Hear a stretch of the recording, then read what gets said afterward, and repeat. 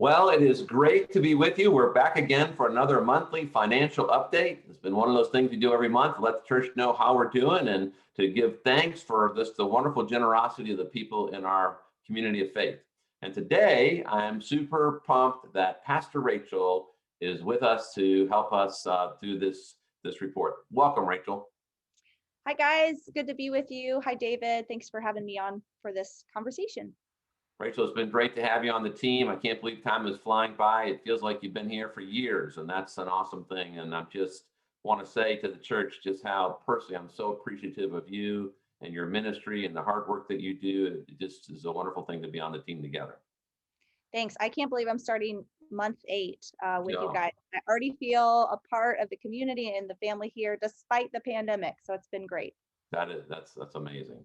Well, let's go ahead and throw up the cause of change statement so we get a chance to see a little bit. And so here we are. This is the statement that the finance team looks at every month to give us a snapshot of where we are. And you'll see right across the top edge there, pledges when we match the month to the budget. And of course, this is through January. So this will be the same as for the year, just the first month. But through January, our pledges are actually above our budget by about 24%. So we're really, really thankful and grateful for the generosity of our members who give of themselves so freely to help us continue this ministry. And if you haven't pledged, which is if you haven't made a commitment to say, hey, this is what I plan to do, and the key word there is what I plan, there's still an opportunity. We still would love to receive your pledge. We still have a matching opportunity with the pledges. And so you can do that by going online or just simply sending something in the mail or call the church office. We'd love to have you. Unpledged is our loose plate offering. And of course, it's going to be a little bit wonky still. We're back in person. People still don't know we're back in person. And right now, our traditional service is running about 80 or so. When we created more seats, and we're running about 20 to 30 in the contemporary. And so there's lots of room, and we'd love to have you back. And there's place that we have for you that's safe and clean. And the unpledged is that offering plate and so forth. There are folks that haven't pledged that give. And so we're a little bit under that, $13,000. And so that balances out a bit with the pledges. And then other revenues, that's the other ministries that generate revenue like Brain Fitness or Dance Studio. Anua is a big part of that other revenue. And when they spend what they receive, Anua is really great about this. They only spend what they receive. And so when they get money, it goes into a designated account, and then that's transferred over into the church budget based upon their expenditures. And so the revenues, you'll see the other revenues on the sheet are a little bit high, and that has to do with the fact that Anua received more money and was able to spend a little bit more.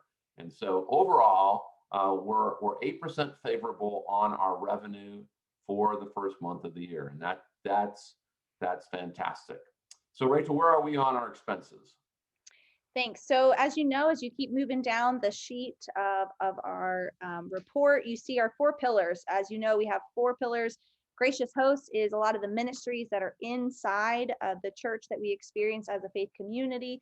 Then Passionate Seekers includes our connect groups, our new members, our diversity team, lots going on there. A Vibrant Family is the pillar I'm over. That's our preschools, our Brain Fitness, our Studio 150, and our congregational care. And then Christ-like Servants is mission and outreach. I'm happy to report, and you see this for the month of January, that we are underspending the budget. Our staff, our ministry, yes, praise God for that. Our leaders have done such a good job adjusting, pivoting, changing in the midst of this pandemic and really tightening their belt, but not under delivering on ministries. So we'll see in our Gracious Hosts, our Passionate Seekers, and our Vibrant Family, we're favorable. The only reason why Christ-like Servants is a little bit unfavorable is, again, what Pastor David just mentioned with Anua. I will just say slightly more information about the Vibrant Family pillar because it's near and dear to my heart. We have 2 amazing preschools. Because of the pandemic, we are not able to operate to full capacity yet because of our cohort model, because of keeping the children spread out for safety reasons. Right now, we're at about 75% full Wow. at both TCA, Trinity Christian Academy, and the Methodist School of Early Education, MSEE. We have 171 registered for the new Wow. semester at MSEE, and right now we have 78 at Wow. TCA. And so the numbers just keep going up, up, up. And we are just so proud of our teachers, our administrators, that are underspending and really making do with what they have, with the fundraisers and finding creative ways to stretch the budget.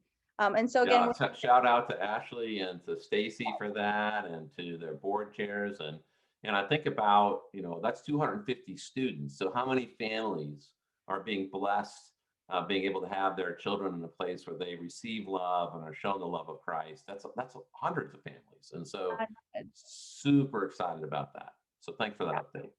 yeah, so that's the ministry update on what we've been spending. And so thank you to our team. Thank you to our team for that. Yeah, yeah. Yeah, so we're looking like on our expenses, we're under budget for our expenses overall, $168,000 or $169,000 versus a budget of $182,000. So we're starting out well with our increase in favorable giving and favorable underspending, and that's going to be to a tune of a net about $85,000 difference than we expected to be at. We expect January always to be strong in church life. Giving is cyclical. It goes differently in different months, and January is always a strong month out of the gate of the year. And so we plan to be at this stage at the end of January about $64,000 in the black. That won't be true of every month, but we want about $150,000 in the black. And so we're really grateful for that. We know that last year in February, before the pandemic, we received several large gifts. And so February will be a challenge. So it's a great start to balance all of that out. But most of all, just want to say thank you to you and the church family and our community for your generosity, for the example that you set in modeling the graciousness of Christ, for your dedication, even as it's been a very difficult time of transition in all of our lives. You continue to reach out and bless other people. And we just are truly, truly grateful for that.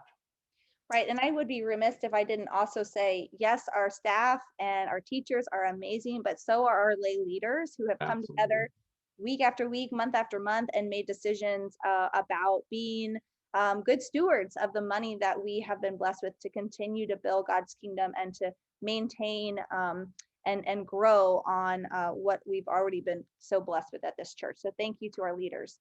Absolutely. Very strong boards, and I'm grateful. So Rachel, as a pastor and as a disciple of Christ, I really appreciate your practice of faith. How are some of the ways that churches as a body show good stewardship? How do churches as an entity, there's individual stewardship, but then there's also church stewardship.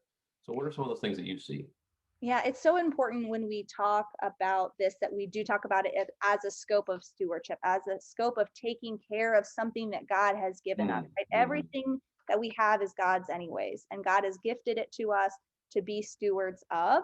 And Right. sometimes I think we fall into, I was just talking to Randy Nunley, our chair of finance, about this last Sunday. Sometimes we just talk about money, right? But the Right. question is about stewardship and how do we care for what God has given us. I think as people, having a knowledge of what gifts we have and what we can give, that's so important. I think as a church, as we receive gifts, I think it's so important to acknowledge those Mm-hmm. gifts, Mm-hmm. to hold accountable the use of those gifts for the Right. good of the kingdom. And I even just said before, I think even writing thank you notes, even acknowledging that those gifts are being used is a sign of stewardship, because again, what we've been given is a gift from God that we can use for the betterment of God's world. I love that. I think that is part of our growth into maturity as Christians, is coming to understand that about what we've been given. And Wesley, our founding father, he certainly understood this and practiced this. In fact, part of his methodical approach to holiness was these groups that would actually specifically ask each other, have I been a good steward of the gifts that God has given me? Have I used them for God's purpose? Have I been foolish with them, or have I been, spending only on myself? And so I appreciate that word, Rachel, very much. I've been on a long journey in my life in terms of money and giving, and as you point out so well, my time and my talent, and particularly in terms of my money, not my money, right? But it's been a long journey to that, and I've come to a place where it is truly a foundational type of act in my own faith practice. But tell me a little bit about giving in your world, and I know with Ryan, and how does that all kind of play out for you? I appreciate the question. Sort of, it's twofold. So Yeah, I look back to my childhood. I look back to how my parents modeled giving. I yeah, remember distinctly sitting at First United Methodist Church of Ormond Beach pew, and my dad opening his wallet and handing each of the three of us a dollar bill and saying, "Put mm-hmm. this in the offering plate." And we got to do that as children, back when people carried cash, I guess, more often. And that stuck with me. And it's always been something that Ryan and we've been married 10 and a half years. We've Mm, carried it congratulations. through the really, really poor time of being seminary students and living Right. paycheck to paycheck as young pastors.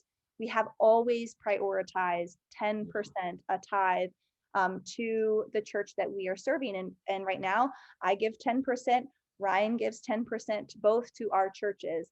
And we Mm, have seen God's faithfulness in not always getting what we want, right? But right. always meeting our needs. And we've just been blessed by the generosity as we've given sacrificially. Sometimes it means that we can't do some other things that we might want to do, but we give, and we give consistently. And I believe that's showing our children, it's showing our Yeah. peers, and hopefully it shows the church that we are essentially putting, forgive the phrase, our money where our mouth is. Yes. Yes. And I don't think it's any mistake that Jesus talked about money or the love of money more than anything else, because it turns into a heart issue, It when is. we aren't good stewards, right? It And is. so Yeah. we've tried to practice that.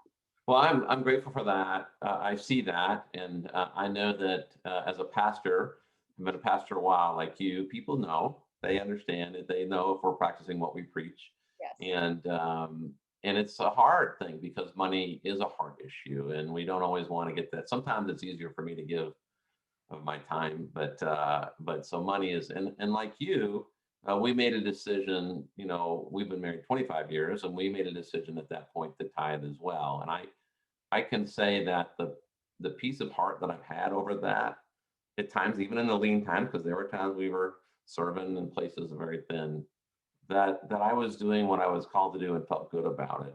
That has been invaluable over the years, regardless of what my financial situation has been. So I really appreciate that. And you said there are two parts to the question. What was the second part? Well, the other part was just, I have to speak as a young adult because I counsel young adults, in premarital counseling oftentimes. And the idea of giving 10% of your income Yeah, is so overwhelming. It's intimidating sometimes, especially if you didn't grow up in the church, or maybe yeah, your partner or spouse didn't grow up in the church. And so I always say, start somewhere, right? right, Start at right. 2%, start at 3%, and know that God's going to Yeah, honor that. There's not, our God is not a God of, sending down lightning bolts if we right. doing exactly what it says. It's about the heart, again, the Yeah. intention behind wanting to get to a tithe or a 10%. And so I always try to encourage folks to start somewhere and watch God's faithfulness through that. Totally agree. God is not a God of rule keeping. And Mm-mm. and 10% is just even at times not enough. Fortunately, I'm married to a very generous woman who goes way above that. And I'm like, wait, wait, wait, wait. But she gets it, and it's about a generous heart. And so I appreciate that word. And it's just about making that decision to figure out how we do that. Well, it's really just fun to share with you, Rachel, and to be on this. And I know, and over the summer, you'll be doing these financial updates. And just thankful for your time. And again, thank you to the church and to its leaders and all that you're doing to share the love of Christ in our community and our world. And we'll see you in a week. God Thanks, everyone. bless. God bless you. Bye.